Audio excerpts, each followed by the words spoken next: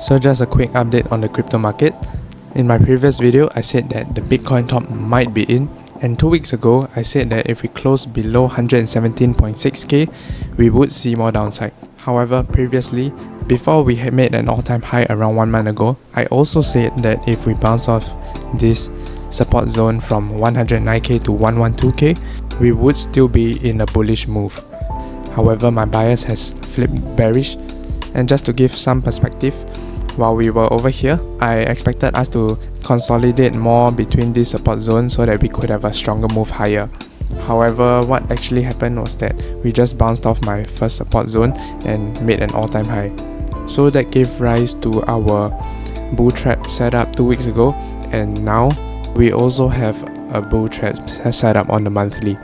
So this is looking quite bearish to me. And the first immediate target is this 104,000 level, which is the 200 EMA on the daily.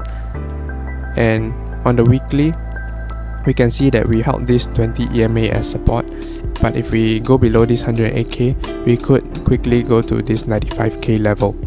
If we take a look at Bitcoin dominance, it has been falling together with Bitcoin. And let's take a look at some altcoins side by side.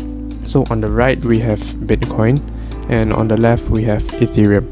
We can see that since the Bitcoin top on 14 August, Bitcoin has dropped around 13%, but Ethereum has actually made a new all-time high, and since 14 August, it has only dropped 8%. So same for Solana, it has also made a new all-time high since 14 August, and it has only dropped around 5% since then. So altcoin season is definitely here. It is just not the most bullish altcoin season that we hope for because Bitcoin is falling.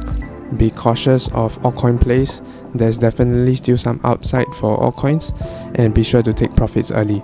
However, for Bitcoin, if we get a pump within the next 1 or 2 weeks, it might actually be the best time for you to short it. But of course, none of this is financial advice, and these are just my opinions. So I'm not saying that Bitcoin cannot make an all-time high. I'm just saying that I think we would see more downside before we see any all-time highs.